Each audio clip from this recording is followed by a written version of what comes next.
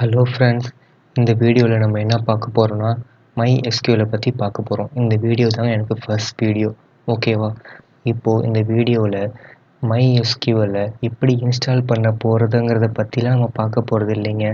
MySQL எப்படி data பேஸை create பண்ணணும், அந்த டேட்டா பேஸ்க்குள்ளே எப்படி டேபிள்ஸை ஆட் பண்ணணும், இந்த மாதிரி டீட்டெயிலாக நம்ம பார்க்க போகிறோம், ஓகேங்களா?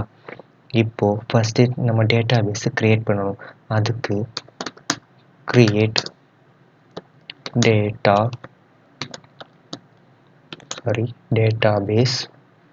database நேம் என்ன கொடுக்கலாம்னா library, ஓகேவா? இப்போ நம்ம டேட்டாபேஸை கிரியேட் பண்ணியாச்சு. அந்த டேட்டாபேஸை நம்ம இப்போ ஷோ பண்ணி பார்க்கணும். அதுக்கு ஷோ டேட்டாபேசஸ், ஏன்னா டேட்டா பேஸஸ்னு கொடுத்தா தான் வருங்க. ஏன்னா டேட்டா பேஸ்னால் நம்ம க்ரியேட் பண்ண ஒரு டேட்டா பேஸ் மட்டும் இருக்காது, எக்கச்சக்கமான டேட்டா பேஸ்லாம் இருக்கும், ஓகேங்களா? இப்போது நம்ம டேட்டா பேஸை ஷோ பண்ணி பார்க்க போகிறோம். இப்போ பார்த்தீங்களா, இன்ஃபர்மேஷன் ஸ்கீமாங்கிறது ஒரு டேட்டா பேஸ், லைப்ரரிங்கிறது நம்ம க்ரியேட் பண்ண டேட்டா பேஸ், MySQLங்கிறது ஒரு டேட்டா பேஸ், பர்ஃபார்மன்ஸ் ஸ்கீமாங்கிறது ஒரு டேட்டா பேஸ் தான், ஓகேங்களா? இவ்வளோ டேட்டா பேஸ் இருக்குது. நம்ம இப்போ எந்த டேட்டா பேஸ்க்குள்ளே நம்ம டேபிளை க்ரியேட் பண்ண போகிறோம் அப்படின்னா லைப்ரரிக்குள்ளே க்ரியேட் பண்ண போகிறோம், ஓகேவா? அதுக்கு நம்ம இப்போ ஃபஸ்ட்டு அந்த லைப்ரரியை சூஸ் பண்ணிக்கணும், ஓகேங்களா? அதுக்கு கமெண்ட் என்ன, கொரி என்னென்னா யூஸ் லைப்ரரி, ஓகேங்களா? இதுதான் அதுக்கு குறி. இப்போ வந்து டேட்டா பேஸ் சூஸ் பண்ணியாச்சு. நெக்ஸ்ட்டு அந்த டேட்டா பேஸ்க்குள்ளே டேபிள்ஸை க்ரியேட் பண்ணுவோம்.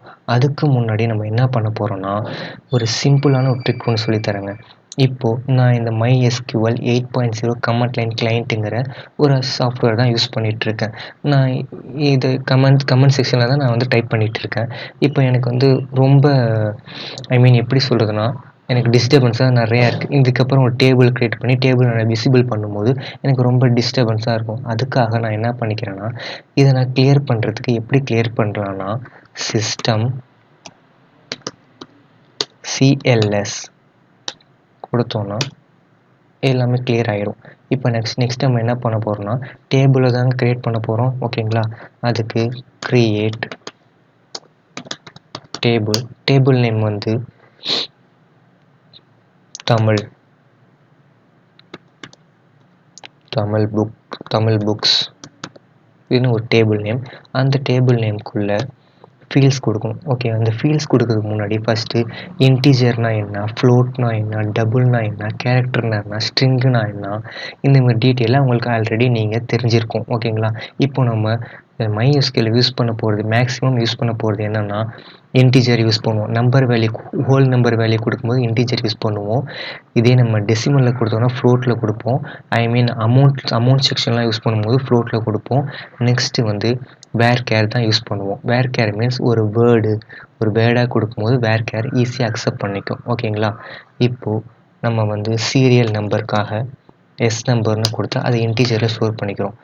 நெக்ஸ்ட்டு புக்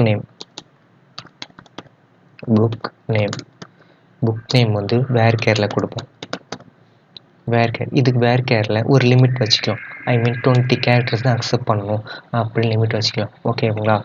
நெக்ஸ்ட்டு இதோட ஆத்தர் வந்து கேப்ஸ், ஓகே?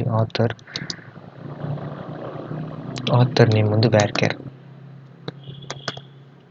ஏன்னா டெக்ஸ்ட்டு தான் இதெல்லாம், ஓகேங்களா? இதுக்கு ஒரு லிமிட் வந்து ஒரு 30 செமிகோலன் கொடுத்தோன்னா இந்த டேபிள் க்ரியேட் ஆகிடும், ஓகேங்களா? இப்போ நெக்ஸ்ட் இந்த க்ரியேட் பண்ண டேபிளை நான் வந்து டிஸ்பிளே பண்ணி பார்க்கணும் அப்படிங்கணும்னா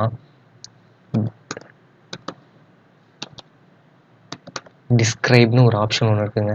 டிஸ்கிரைப்ங்கிற ஒரு கீவேர்டு ஒன்று இருக்குது. அந்த கீவேர்டு கொடுத்து அந்த டேபிள் நேம் கொடுங்க பார்ப்போம். டேபிள் நேம் மீன்ஸ் இந்த டேபிள் தமிழ் புக்ஸ் கொடுத்தோன்னா அந்த டேபிள் டிஸ்பிளே ஆகும், ஓகேங்களா?